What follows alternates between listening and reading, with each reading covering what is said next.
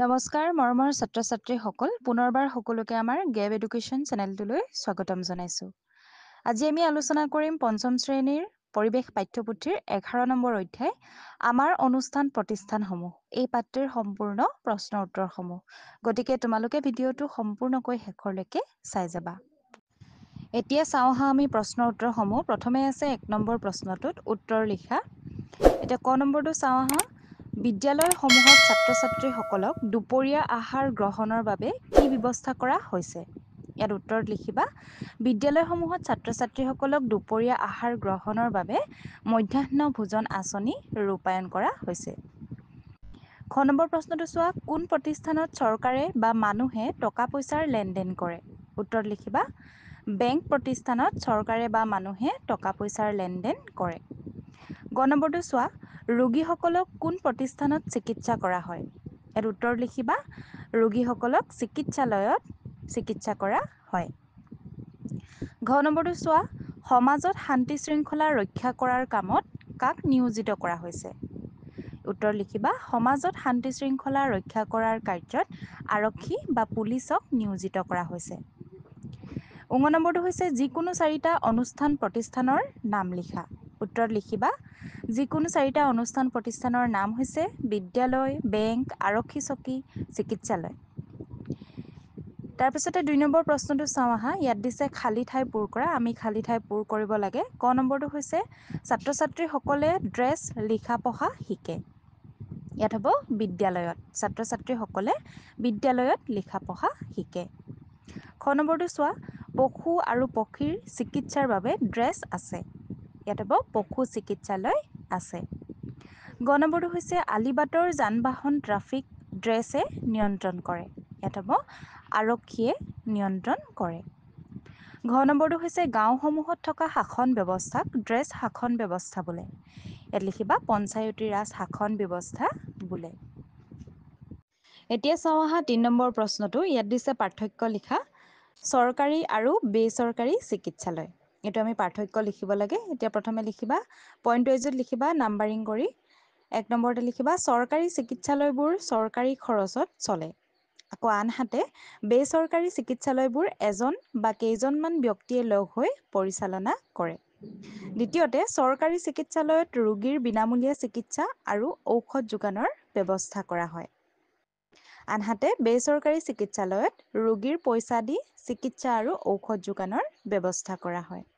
অৰ্থাৎ আমি চৰকাৰী হস্পিটেলবিলাকত বিনামূলীয়াকৈ আমি চিকিৎসা কৰিব পাৰোঁ আৰু লগতে ঔষধো পাওঁ।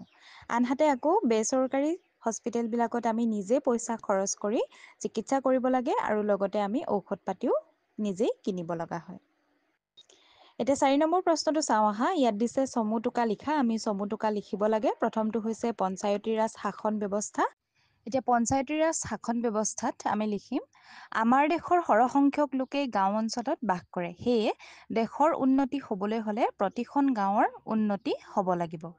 আৰু গাঁও অঞ্চলৰ অৰ্থনৈতিক আৰু সামাজিক উন্নয়নৰ বাবে আমাৰ দেশে গাঁওসমূহত এক নিজা শাসন ব্যৱস্থা প্ৰচলন কৰিছে।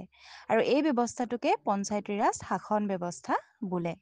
আৰু এই ব্যৱস্থা মতে পঞ্চায়ত গঠনৰ বাবে প্ৰতিখন গাঁৱৰ ৰাইজে ভোট দি কিছুমান সদস্য আৰু এজন সভাপতি নিৰ্বাচন কৰে। অৱশ্যে ভোট দিবলৈ 18 বছৰ বয়স হ'ব লাগে। এটা খটো হৈছে সমবায়। ইয়াত লিখিবা কিছুমান লোক লগ লাগি সকলোৰে উন্নয়নৰ বা আৰ্থিক লাভালাভৰ বাবে সমূহীয়াকৈ কাম কৰা ব্যৱস্থাটোকে সমবায় বোলে। সমবায়বোৰ প্ৰত্যেকজনেই সকলোৰে বাবে আৰু সকলোৱে প্ৰত্যেকজনৰ বাবে কাম কৰা নীতিৰে চলে। আৰু এখন সমবায়ত অতি কমেও 10 জন সদস্য থাকিব লাগে। আমাৰ দেশত বিভিন্ন ধৰণৰ সমবায় আছে আৰু গাখীৰ, কাপোৰ, পাপৰ আদি বহু ব্যৱসায় সমবায় ভিত্তিত চলি আছে। সৰু ডাঙৰ বহুতো উদ্যোগ কল-কাৰখানা সমবায় ব্যৱস্থাৰে চলি আছে। এতিয়া গ নম্বৰ প্ৰশ্নটো চোৱা। ইয়াত আছে আত্মসহায়ক গোট। ইয়াত লিখিব লাগে আমাৰ গাঁওবোৰত মহিলাসকলে মিলি আত্মসহায়ক গোট গঠন কৰিছে। গাঁৱৰ দুখীয়া বহু পৰিয়ালে এনে গোটৰ পৰা ঋণ ল'ব পাৰে।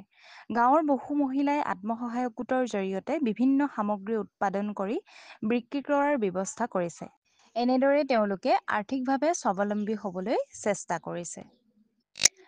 আৰু এই অনুষ্ঠান প্ৰতিষ্ঠানসমূহ সেৱা আগবঢ়োৱা ব্যক্তিসকলক আমি সন্মান জনোৱা উচিত।